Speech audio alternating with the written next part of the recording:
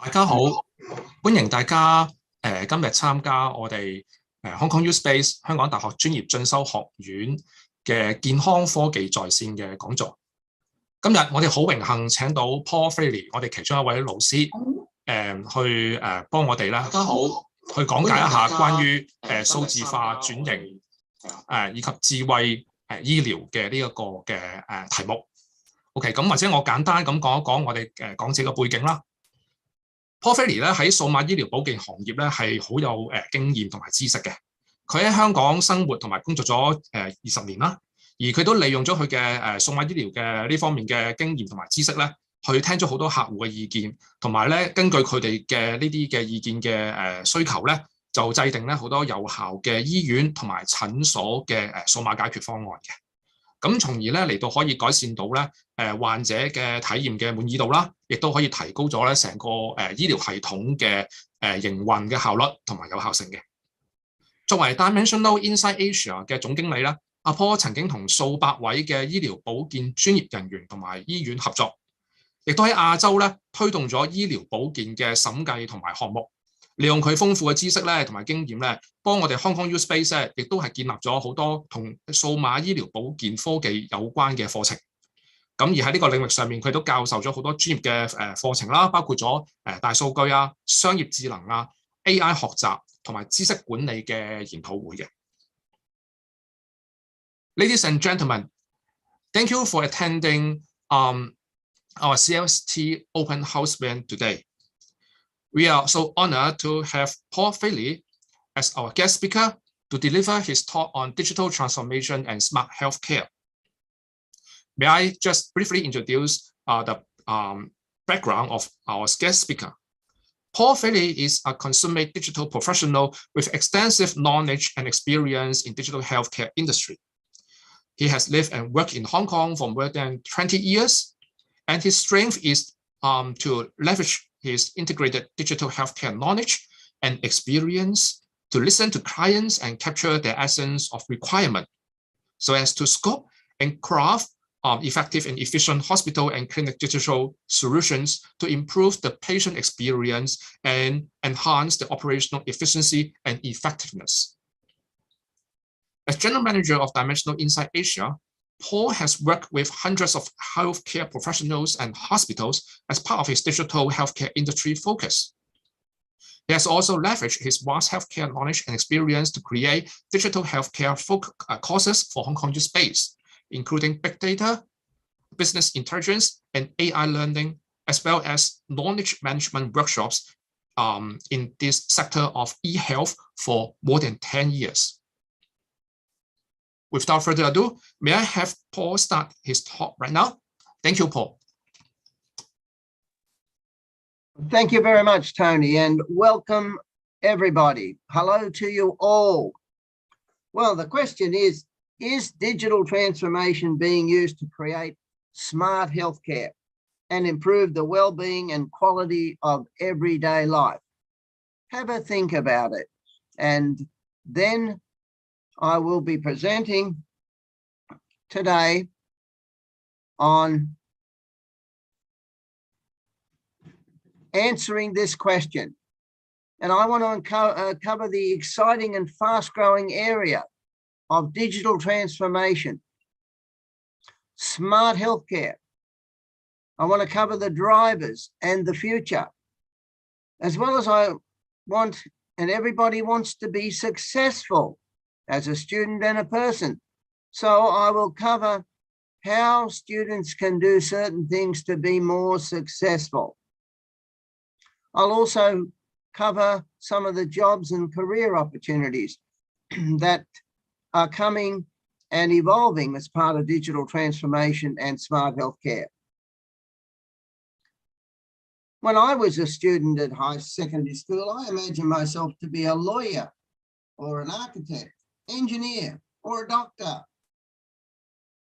And I knew that without a dream, there's no reality. Take a second or two to have a think. It's your turn to think about, can you imagine yourself working in a healthcare environment?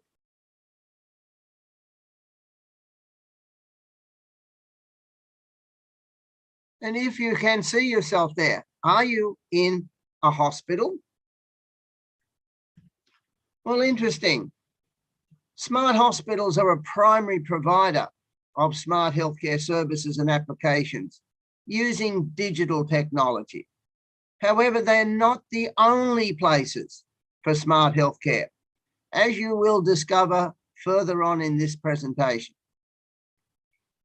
The application of digital technology in the journey to smart hospitals is a learning and growth cycle where hospitals get smarter as they increase the use of digital technology.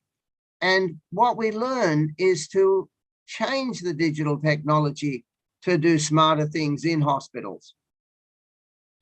As you're also aware, life is also a learning and growth journey.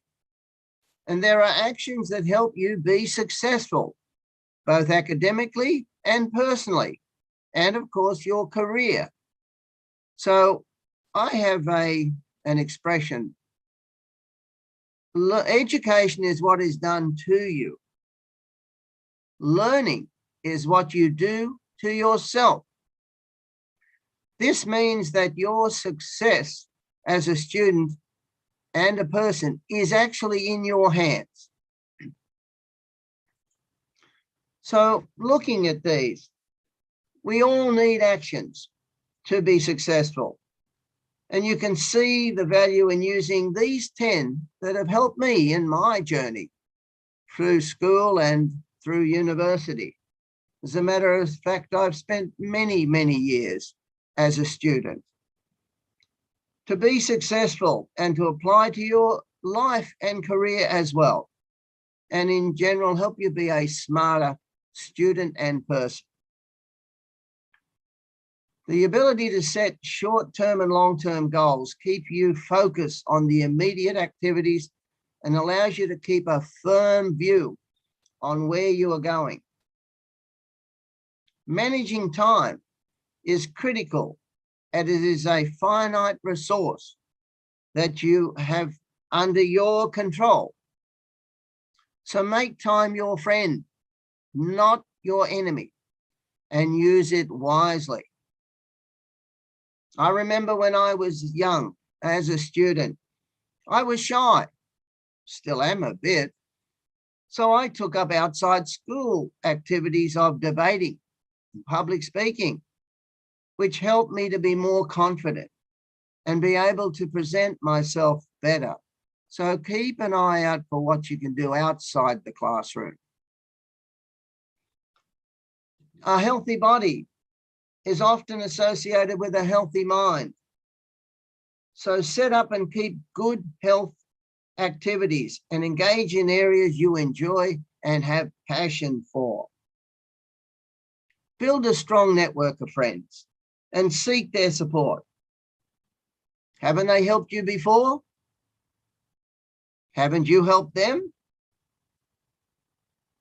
And are you aware that having a good teacher and engaging in class helps you succeed? I'm a firm believer in the fact that a good student makes a good teacher, and a good teacher makes a good student. So make sure you work together with your teachers and learn.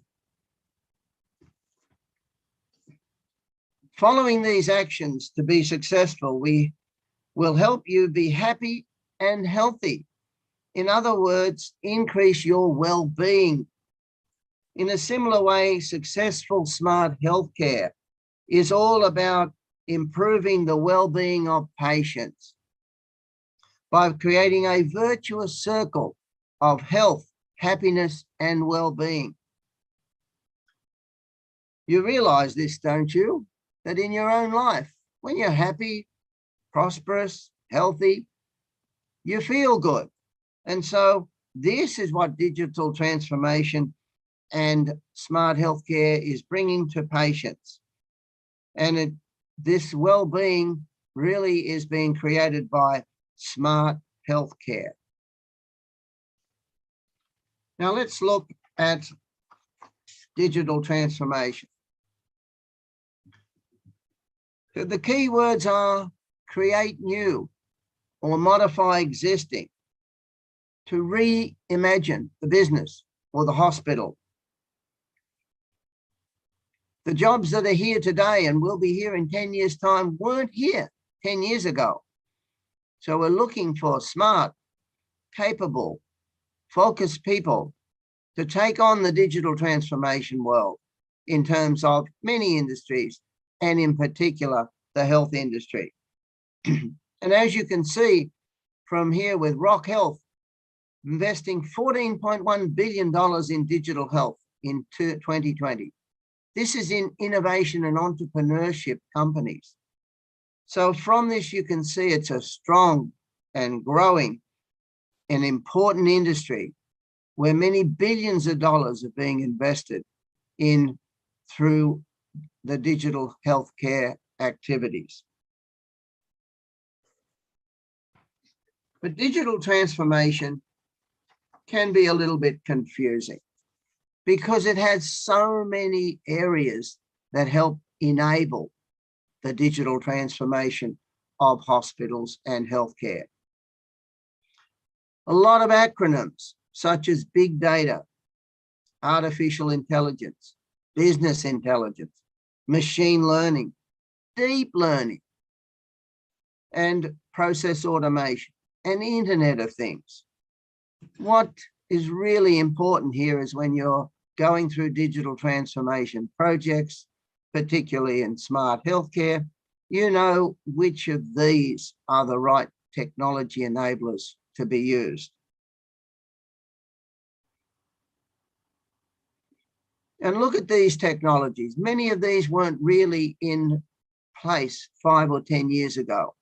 But if you're looking for a career in digital transformation and healthcare, you will become quite familiar with these terms and how they work and operate and add value in healthcare and hospitals.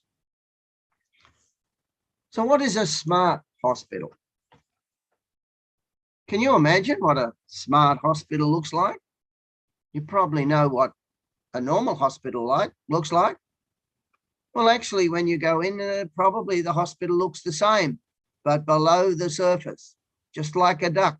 You see the top hardly moving, but the legs are moving quickly because the technology is being transformed in how patients are being handled within the hospitals. It is an information and communication technology-based environment where Internet of Things can help you monitor patients and beds. And it's all focused on improving the patient experience.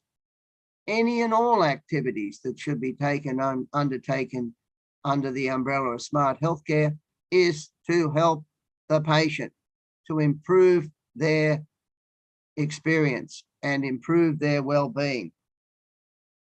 So smart hospitals provide all this through technology provided to their administrators, doctors, and caregivers. So what is smart healthcare? In essence, smart healthcare is the result of applying digital technology to improve, once again, patient experience and quality of life. Note there are many digital technology-driven smart healthcare applications, services.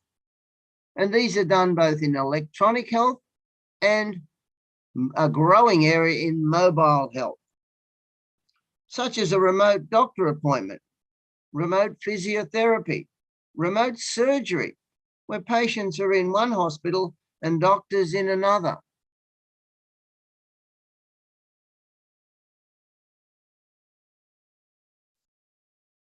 Do you know the relationship, or starting to get the idea of the relationship between smart hospitals and smart healthcare? Well, smart hospitals deliver smart healthcare. However, in general, they do not deliver all the services. There are a number of services that are provided outside the hospital.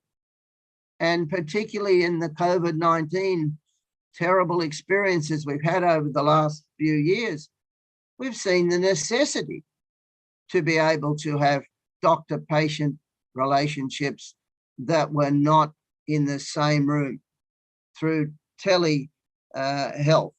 And even ICU, electronic intensive care units, are now remote, where doctors with 3D glasses with lots of data streaming to them are operating on patients in ambulances, in houses, in other hospitals.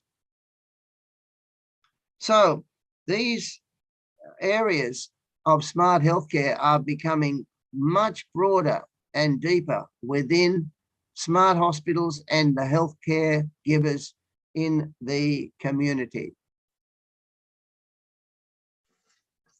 Smart hospitals use digital transformation to be more efficient and effective. In real terms, it's still a business. Even if it's a not-for-profit organization, the savings you can make by doing things efficiently and effectively can be put back into improving the patient experience.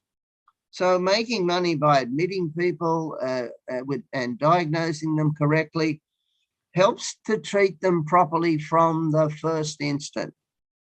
On the saving side, these valuable resources of doctors and nurses need to be used very efficiently and effectively.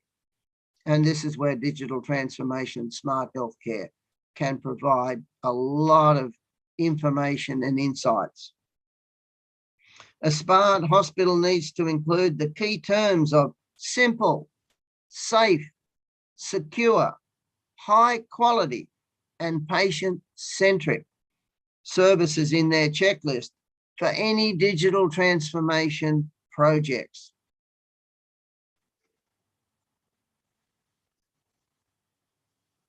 As you can see, there are an ever-increasing number of digital transformation areas. I've just put down a couple here, but there are a number of themes in these. Some examples are analysis of neuroimages by utilizing machine learning to see if there's anything in the image that is not visible by the eye, or some pattern that matches some database of learning. Use of deep learning, so we can go multi-layers into particular x-rays to determine if there are any issues that are not visible by the naked eye. I've selected a few of these because I could fill up pages for them.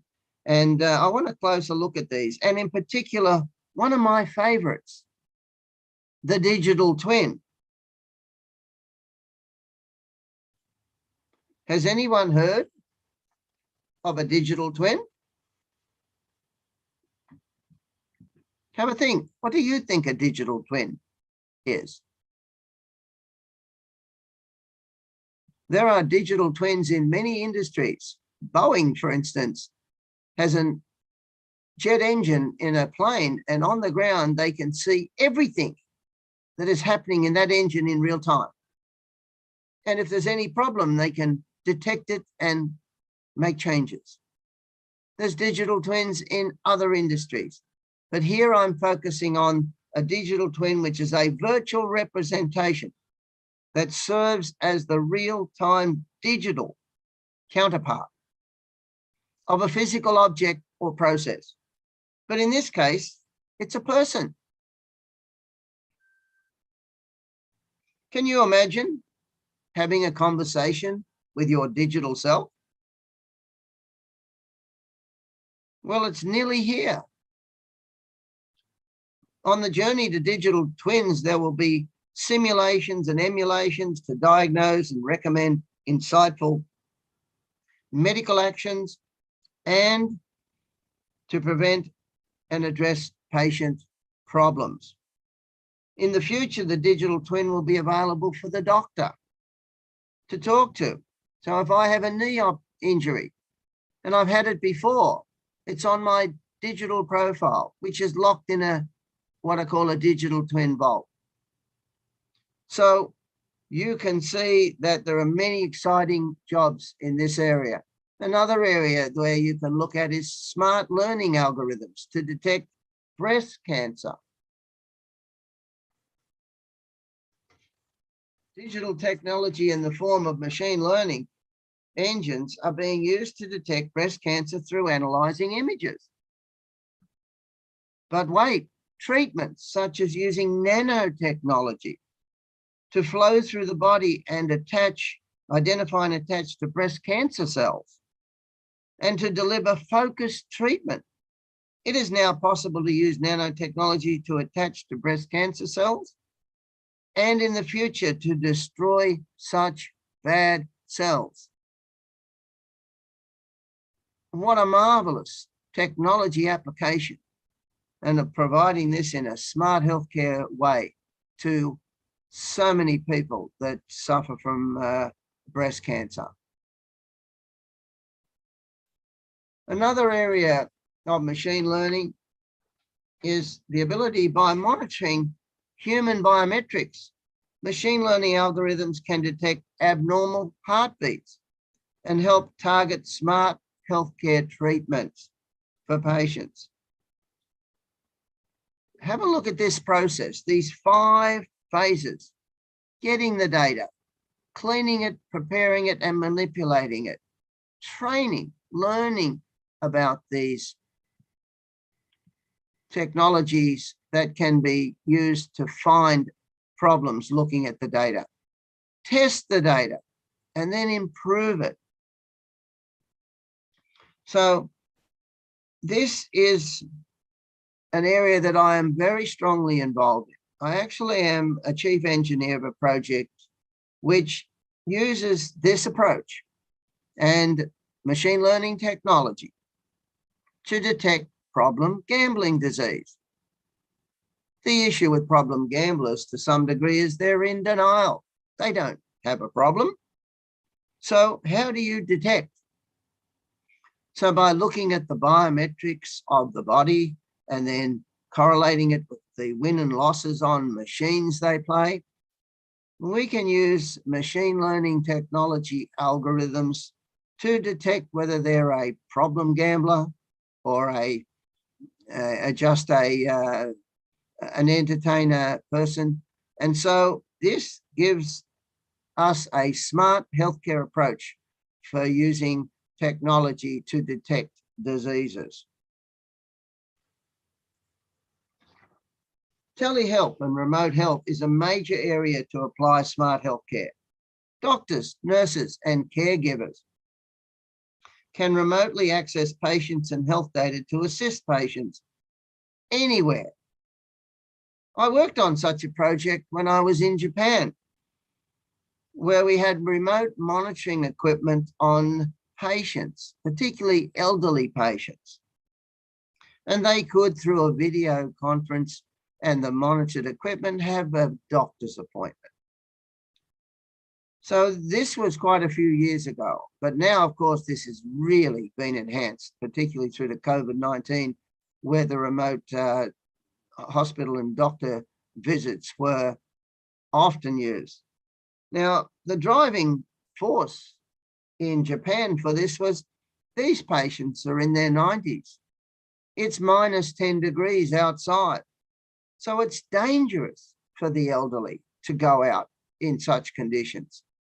So smart healthcare is saving lives and giving a better and more comfortable experience, and of course, increased well-being to the patients. This smart healthcare anywhere. Applying telehealth means that you have the smart healthcare anywhere, with many of the capabilities and access to data as if the patient is right beside the doctor or you in the hospital. Note, many diagnoses and treatments can be done outside of a hospital using telehealth and smart healthcare. In many cases, this is safer and far more comfortable and convenient for patients. Again, increasing the patient experience and looking after the well-being of the patient. I have included a number of areas that show you how much data is being collected and analyzed and used in the digital transformation of the smart healthcare industry. There's a huge amount of data which is generated by hospitals and healthcare and clinics, and including patient data, which is streamed in real time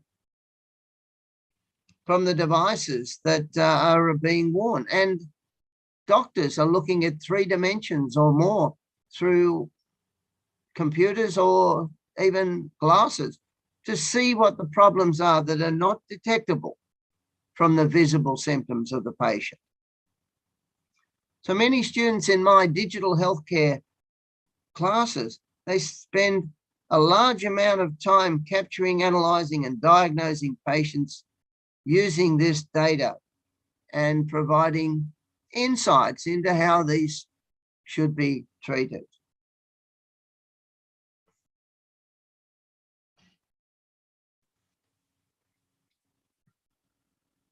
Well, I see smart healthcare just starting, just ramping up. There is a very bright and rapidly growing future in smart healthcare. So many jobs, new jobs that 10 years ago would not be available. And in 10 years' time, probably double that, not been invented yet. So jobs and careers in smart healthcare, from care workers to data scientists and healthcare analytics and managers, and many of the health professional people also are involved with digital transformation, digital projects, and smart healthcare. Most areas are being digitally transformed and in their own right creating new jobs and careers. So even any job in the healthcare, you'll need to know a bit about digital transformation and smart healthcare. All of these areas are focused on improving the patient experience and improving the well-being and the everyday life of the patient. The patient is centric to all of this digital transformation and smart healthcare. Note the future of smart healthcare areas of value-based, personalized, and healthcare everywhere using digital technology and artificial intelligence will grow to improve personal health and well-being.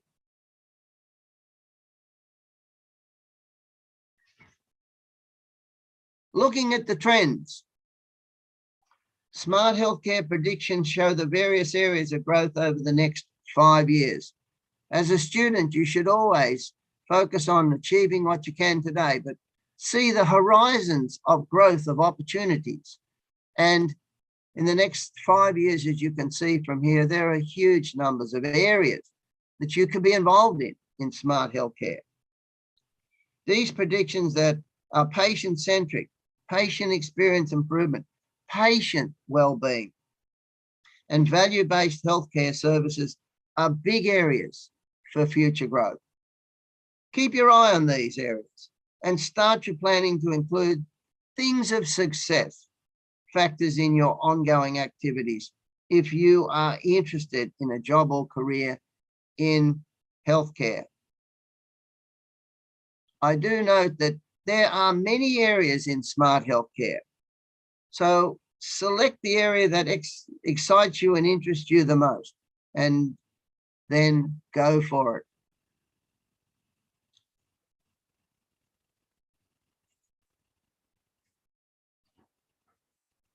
These are the sort of dashboards that students in my class put together.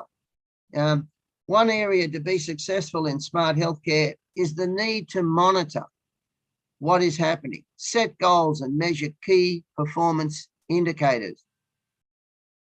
The Command and Control Center allows smart hospitals to dive into details and have a finger on the pulse of what is happening in real time. And for example, have a COVID-19 dashboard pop up to alert and or inform of any issues and provide insights and show any actions already automatically taken. The digital transformation allows you to automate activities, as well as determine what and provide insights to you. Students in my class analyze data, create such dashboards, gain practical skills, leading to jobs, careers in healthcare analytics. What I've found here with students and even myself, I learn a lot from the doctors and nurses and administrators in hospitals. And you have to take what they need and create a dashboard that reflects and allows them what's happening and allows them to really manage and control what's happening in a hospital. So it's a very great feeling, positive, that you are helping many people help themselves in their profession. In summary, I would like to use the metaphor of a tree. Smart hospital and smart healthcare of the future needs to be strong like a tree and have many digital transformation branches to nurture the tree and help it grow and be digitally healthy. Such a hospital needs to be both intelligent and smart. The duality or the coexistence of these means that an intelligent hospital can formulate many great digital transformation options. And the smart hospital knows to choose and implement the right ones based on needs, impact, urgency, and available skills and resources. These digital transformations will lead to smart healthcare, generating many jobs in the huge and growing healthcare industry.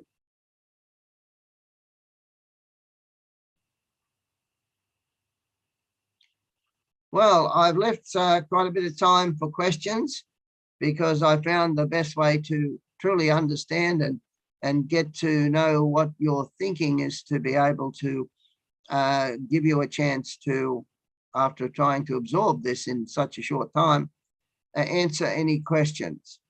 So, do you have any questions? Thank you very much, Paul, for your interesting and inspiring talk. Let me see on the YouTube chat room. So it seems we still haven't any question yet. But maybe let me start to ask some question because I feel that the talk is very interesting and very inspirational. So Paul, what do you think about the advantages and limitations of Hong Kong's healthcare system to adopt the digital healthcare?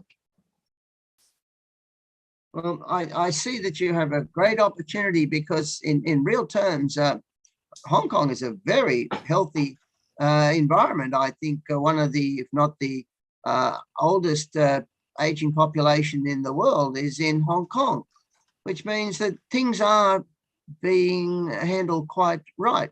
But it also gives you the opportunity with students to create things like digital twins, technology, to be able to manage.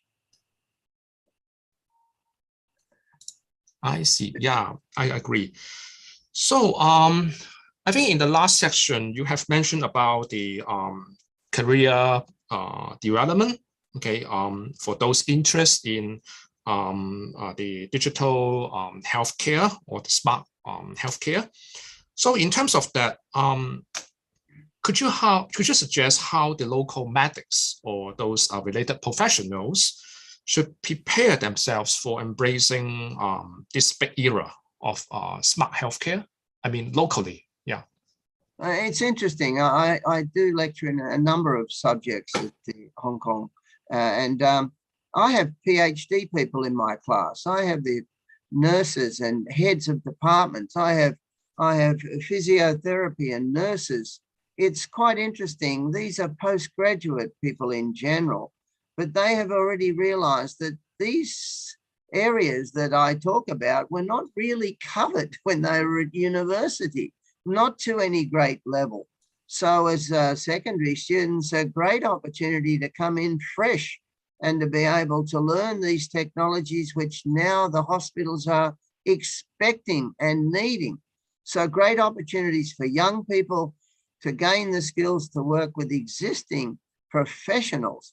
And of course, postgraduate of that, to continue their learning into more specific digital technology areas in the smart healthcare industry. So many opportunities, a great preparation. Like any career, you want to become a person of value. So you learn the technologies, apply them, get some part-time jobs working near them, and find something you're passionate about. Because there's many areas in digital smart healthcare that that people are needed in. I see. Yeah, interesting. Okay, so thank you for answering my two simple questions. So let me see whether we got other questions from the YouTube chat room. It seems that we do not have any additional question. Well, that's I'm sometimes that's good, sometimes it's not, but it's like anyone else. We always say the worst question you can ask is the one you don't. So I do encourage people out there, if you do have a question, please ask, because that's the only way you'll really get to know. And there is no silly questions, I can assure you.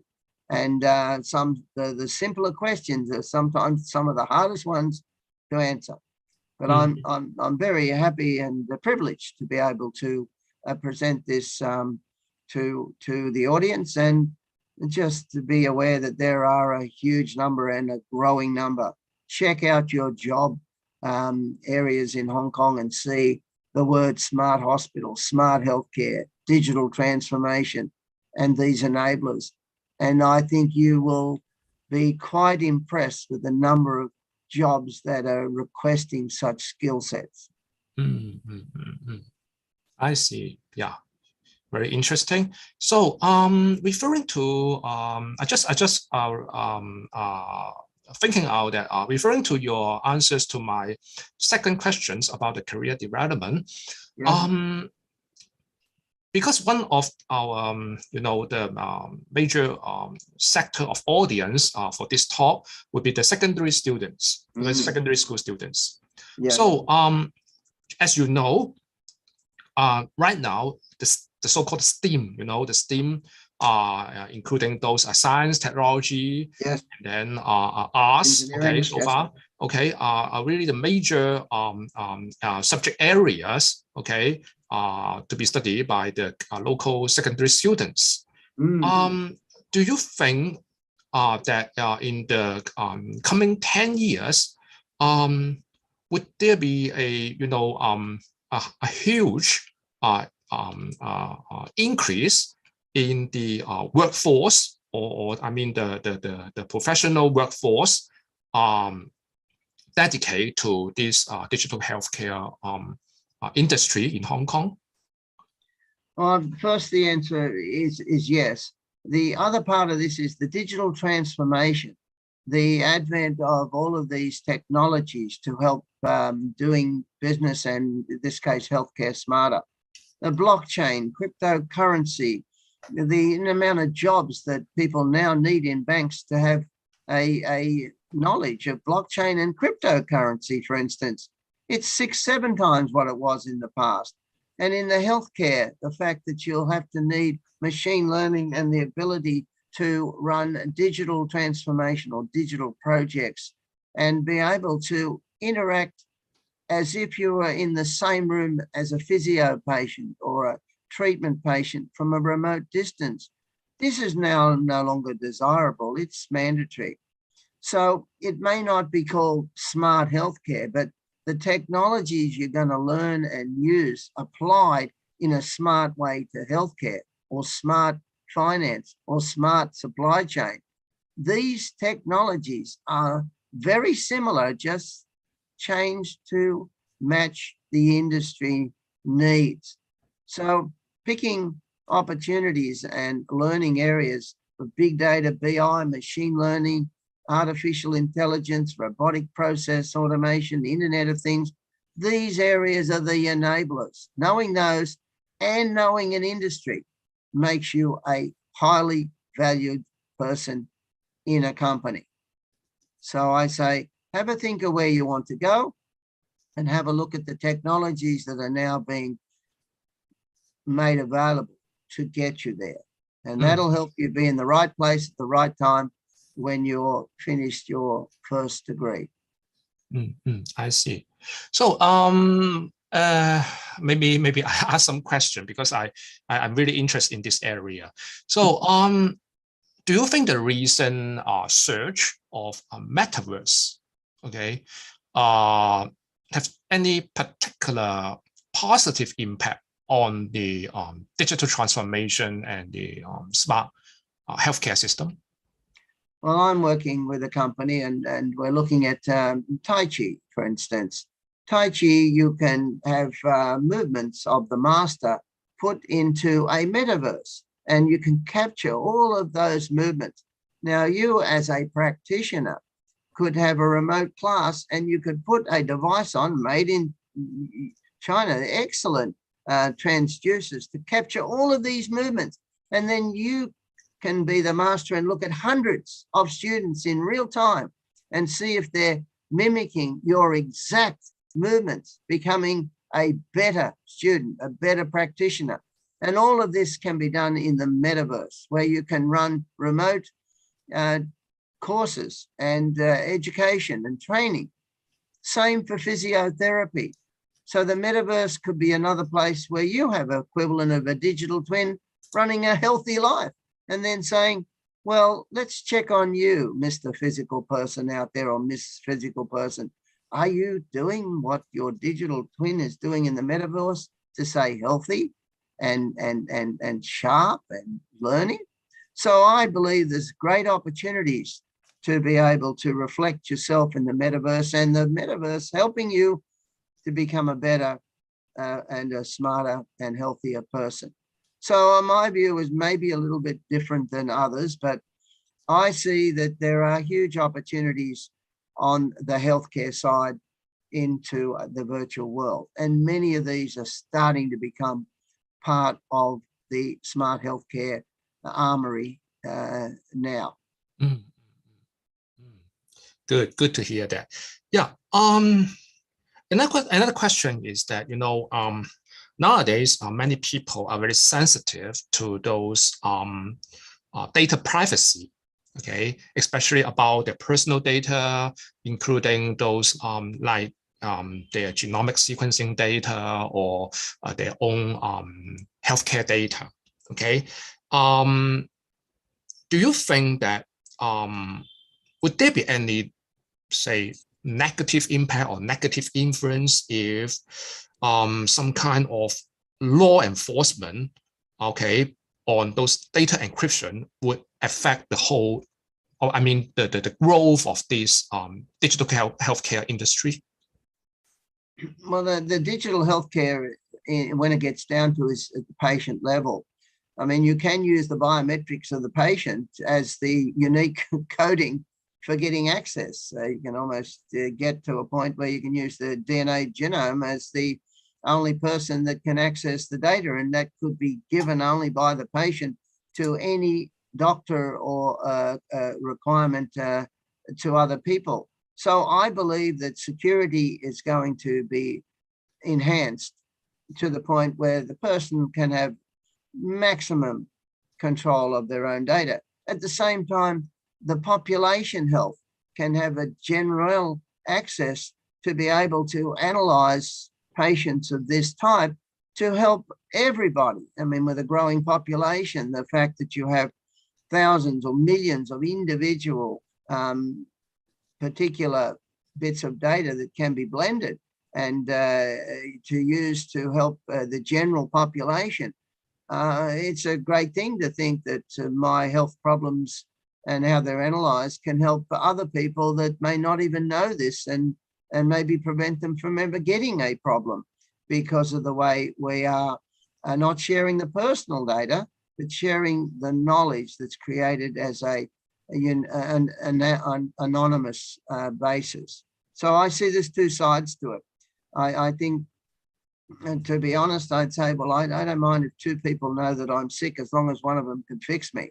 But if none of them know that I'm sick, I'm in a bit of trouble. So I think it's a personal decision that really has to be enforced by the health and other authorities to really control this data. But at the same time, can't control it to the point where it's not usable. Yeah, that would be quite to some people maybe quite controversial, but I think overall speaking, or generally speaking, the digital transformation and the digital healthcare, okay, has more benefit, than the risk, okay, in terms of the the risk benefit ratio.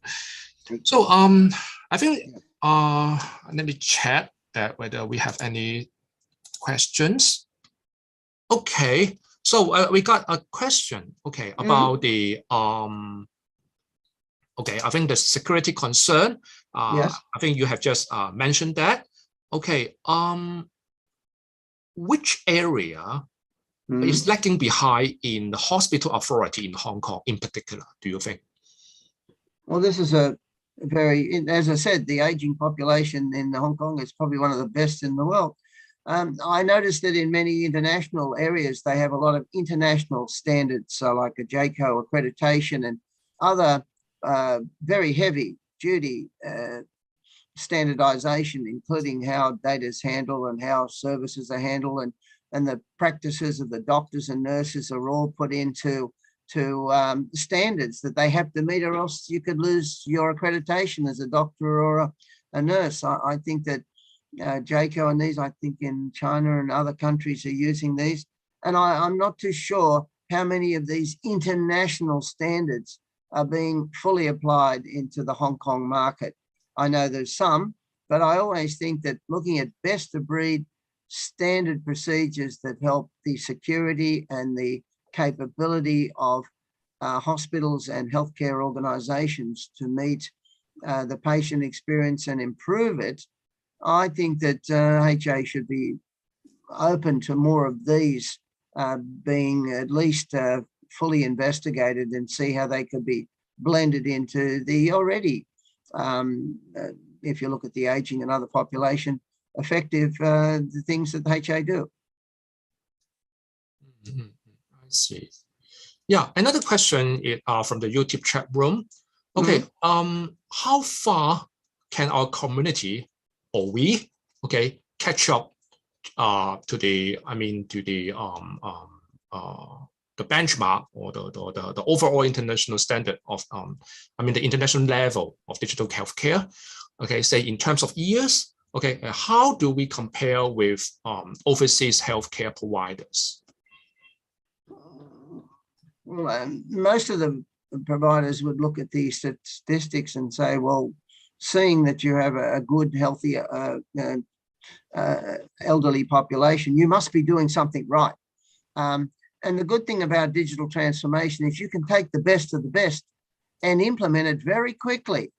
So you can always, and there's always something better than the best, because that's what happens.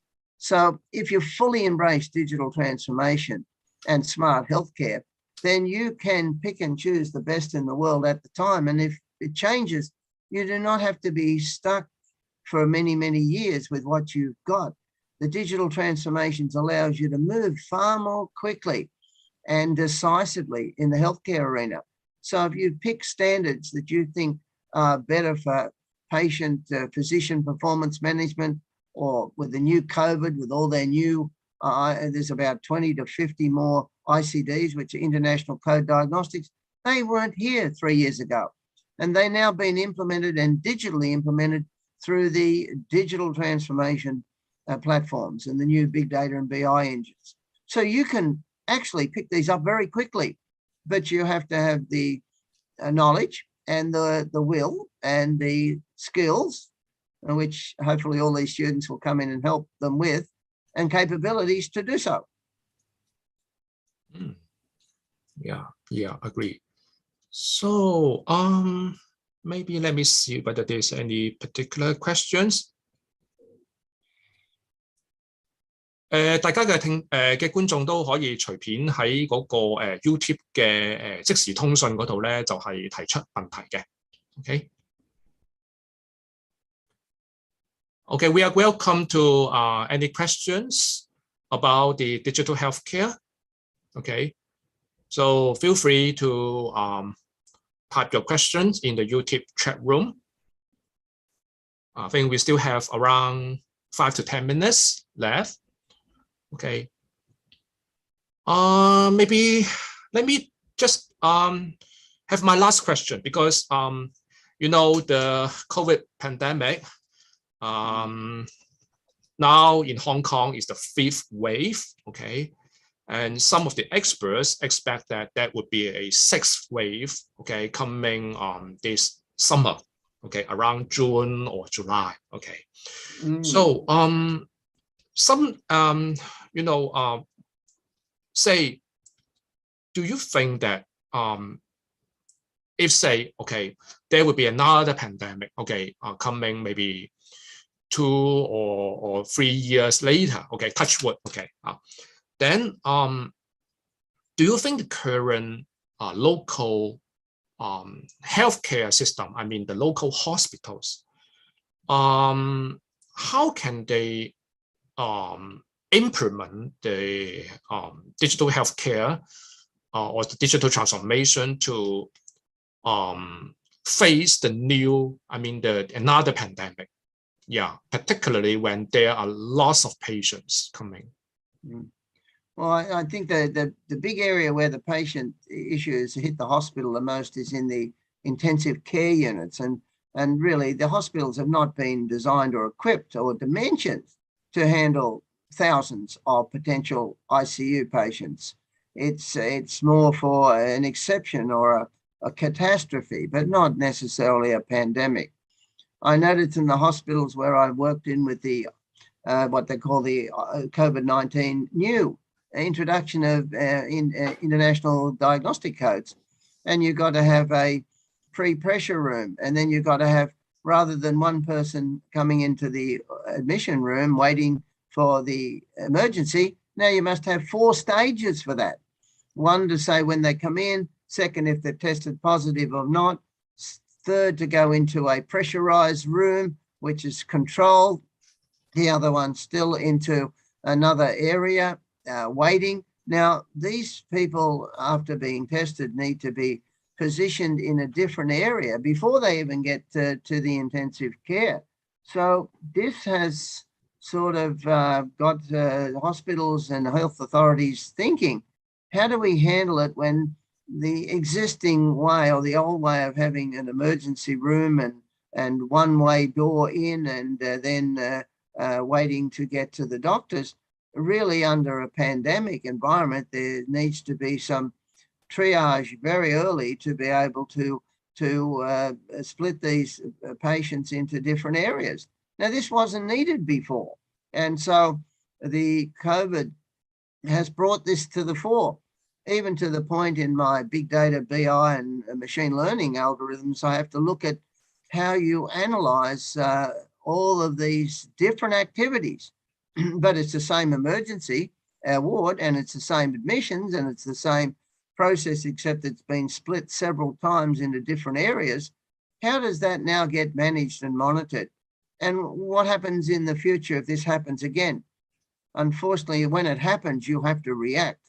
When you have a chance now, after seeing the history, hospitals and health authorities should be looking at what was different and what worked and what didn't work and what do we need. So this has really put more questions, I think, than answers into the equation. Yeah. So maybe we have 6 minutes left, and maybe you got this last question, okay, from the YouTube chat room. Yes. Okay. Would you consider the digital transformation also help the incorporation of traditional Chinese medicine in the local mainstream healthcare system? Yes, and I'm actually starting to work with a couple of people in this industry. A digital transformation could be as simple as getting a lot more information about how and what sort of Chinese and non-Chinese medicine work well together or should not be taken together. And of course, with the digital twin, you can also have a look at what's happening to the body with the Chinese and non-Chinese medicine. And also you can now be able to check on the doctors remotely talking to patients. This is why not Chinese doctors, which I know is happening because they cannot get together. So they are engaging very strongly with this virtual world and digital transformation and patient access. So there's many areas within the digital transformed smart healthcare that that can be taken advantage by the Chinese medicines, and even to the point where you can order them online and get this delivered to you because you've got a equivalent of an Uber smart healthcare capability. So all of this to me means that the Chinese medicine can leverage lots of this digital transformation to help them help their clients or patients better. I see. Luckily we have one more questions from the same audience. He or she is really, interested in your topic, Paul, you see. So do you expect that there will be any human resources changes, okay, with the increase in using digital transformation? Okay, for example, like less manual worker is required? Well, actually, I see it's from what I've seen with the digital people in my class that are coming because they've been asked to have different skill sets. Process automation is more taking out what I call rudimentary and sometimes hazardous work. But actually the number and the type of jobs and the what I call the smarter jobs are heavily increasing. There's always this almost threat that the digitization is going to take jobs away. But in actual fact, I haven't really seen that. Matter of fact, in places I've seen where they've put digital transformation in, they've taken one person out and had to put two in to run the digital transformation project, which in the long run helps the patient, helps the doctors. So in actual fact, automating process, digitizing them, having the device that nurses now move around on their iPhones or equivalent to tablets. This digital transformation needs quite an army of technical, skilled, capable people. And so to answer the question, I would say, and I wouldn't be surprised that there wouldn't be a net increase in value creation jobs, which of course increase the better patient experience, more efficiency, and therefore it pays for themselves. Yeah, looks quite wonderful, or looks quite interesting, I would say. Oh, it's exciting, interesting, yeah. And look, there's no horizon here. There's horizons of growth.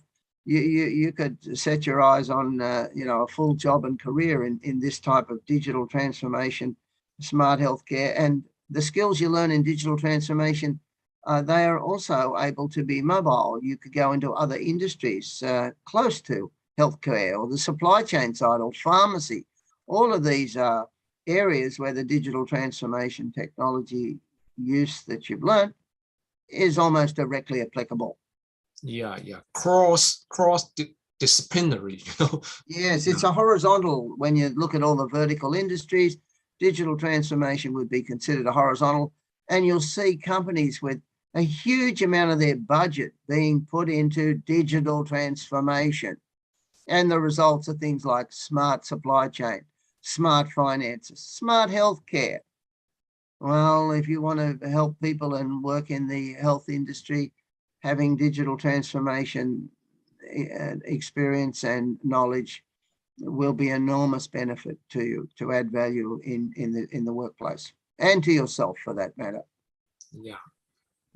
So I think the time. Okay, we need to finish today's talk. Okay, thank you very much for Paul to deliver such phenomenal and inspirational talk. And also thank you all the audience to attend this wonderful event. 多謝大家去參加我哋今日喺 YouTube 上面嘅健康在線講座，希望大家都可以喺呢個講座上面咧都獲取到一啲大家有興趣嘅知識，係啦，嚟到去幫助大家嘅將來嘅職業發展啊，或者各方面嘅個人興趣嘅提升，係啦，咁就我諗我哋今日嘅時間就到呢一度啦。Okay, thank you, Paul, for thank you everybody. Yeah, thank you very much. Bye bye. Bye bye. Thank you everybody.